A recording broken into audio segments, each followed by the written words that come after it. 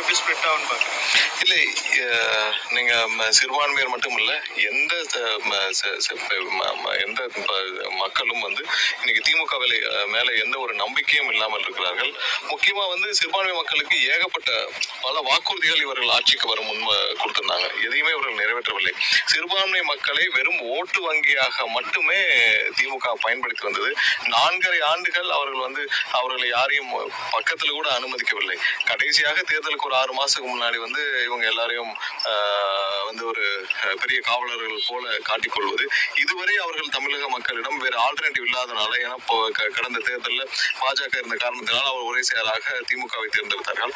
ஆனால் இந்த முறை அப்படி இல்லை. ஏன்னா இவர்கள் 4.5 ஆண்டுகள் இவர்கள் சொன்ன எந்த வாக்குறுதியும் சிறுபான்மை மக்களுக்கு நிறைவேற்றவில்லை. அவர்களுக்கு வாக்குறுதி நிறைவேற்றினா கூட பரவாயில்ல, அடிப்படை தேவைகளை கூட அவங்களுக்கு செய்து கொடுக்கவில்லை. ஏன்னா கல்லறை தோட்டங்கள் கேட்டிருந்தாங்க, பல கோரிக்கைகள் விடுத்தாங்க. கல்வி நிறுவனங்கள், அதாவது சிறுபான்மை கல்வி நிறுவனங்களுக்கு தேவையான அப்பாயின்மெண்ட்ஸ் கேரசன் இன்க்ரீஸ் பண்ணி தேவையான அப்பாயின்மெண்ட்ஸ் பண்ணணும்னு சொல்லி கேட்டிருந்தாங்க. இது மாதிரி பல வாக்குறுதிகள் அவங்களுக்கு கொடுக்கப்பட்டுச்சு.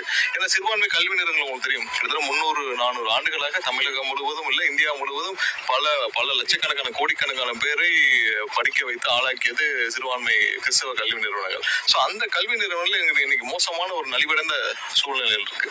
அதை கூட அதுக்கு இவங்க சொன்ன வாக்குறுதிகள், இவங்க நாங்கெல்லாம் இதெல்லாம் பண்ணுவோம், அப்பாயின்மெண்ட்ஸ் பண்ணுவோம் அப்படின்னு சொல்லி நிறைய வாக்குறுதிகள் கொடுத்திருந்தாங்க. அது எதையும் இவர்கள் நிறைவேற்றவில்லை.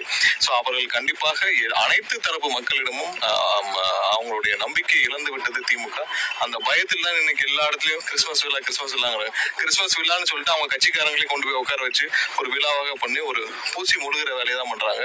உண்மையாக மக்கள் மீது அவர்களுக்கு அக்கறை இருந்தால் அவர்களுக்கு என்ன தேவைங்கிறத ஒண்ணும் இல்லை, நீங்க அடுத்த முறை முதல்வரையோ இல்லை துணை முதல்வரையோ நீங்க பாக்குறப்போ இதுவரைக்கும் கிறிஸ்தவ மக்களுடைய பிரச்சனைகள் என்ன, நீங்க என்ன வாக்குறுதி கொடுத்திருந்தீங்க, அதுல எத்தனை நிறைவேற்றிருக்கீங்க, நீங்க அடுத்த முதல்வரையோ இல்ல துணை முதல்வரையோ யாரையாவது பாக்குறப்ப அவங்களுக்கு இவங்களுடைய கோரிக்கை என்னன்னு தெரியாது, இவர்களுடைய தேவை என்னன்னு தெரியாது, இவர்கள் அதாவது திமுக என்ன வாக்குறுதி கொடுத்தாங்கன்னு தெரியாது.